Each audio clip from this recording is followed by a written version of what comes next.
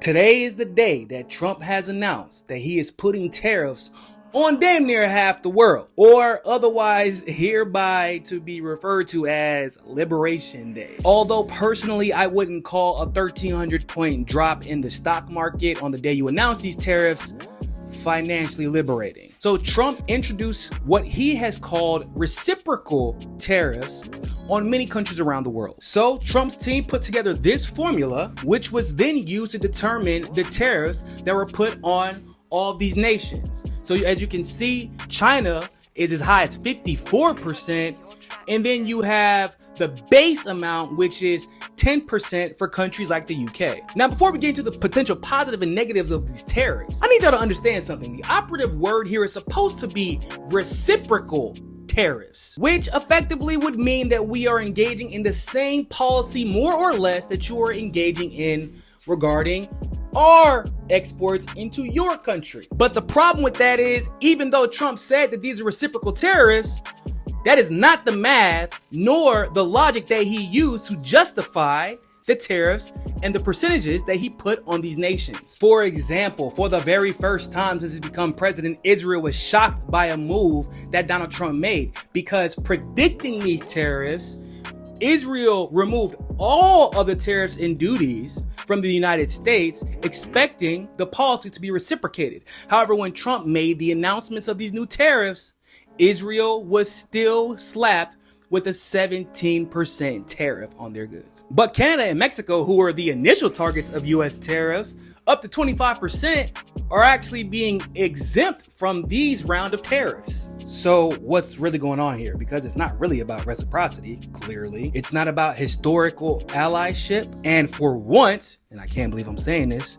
it isn't even about protecting or bolstering Israel. This isn't actually about reciprocity. It's actually about trade surplus. And to explain it in the simplest way possible, Trump feels that too many countries are making too much money off of us, and we aren't making enough money off of them. That is the best and simplest way to explain it. Because just take China, for example. If we actually engage in straight up dollar for dollar reciprocity, China would still actually have the upper hand, because at the moment we have a high trade deficit with China, whereas they have a high trade surplus with the United States. Now, here's the thing.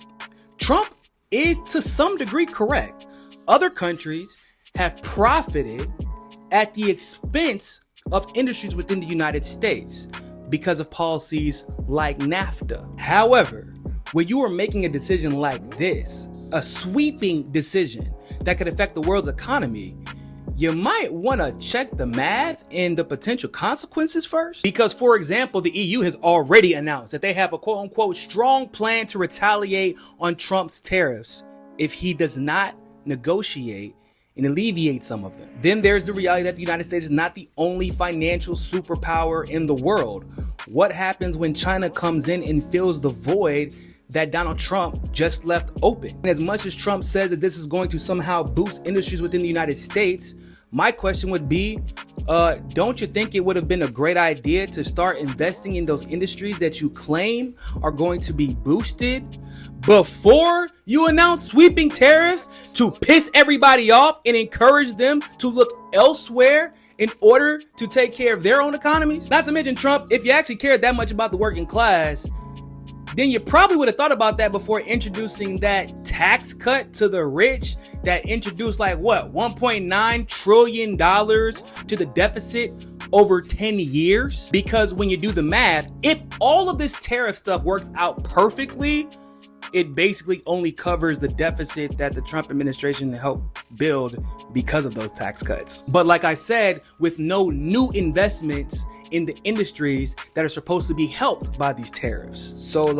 is this a controlled demolition of the US economy? Did Trump realize at some point that the factors controlling the outcome of the US economy internationally are so much so out of his hands, more so than he even realized, that he needs to create an excuse to justify the economy that is doomed to fail in the US, claiming that he's just taking a short-term hit for a long-term gain. Think about it. The peace deal between Russia and Ukraine is slipping through his fingers as we speak. The minerals deal, the rare earth minerals deal with Ukraine, which was primarily based on the lithium deposits that were untapped in the country, and we don't think that that's going through anytime soon either. The world is turning towards electric vehicles, and Tesla is getting beat by BYD, which is based out of China, and China is winning the lithium war. And Europe's economy is all over the place, largely because NATO can exert control over the world's economies like they used to in the global south. And we all know US currency is based on the sovereignty brought about by the petrodollar, but the petrodollar won't mean all that much if the world is reliant principally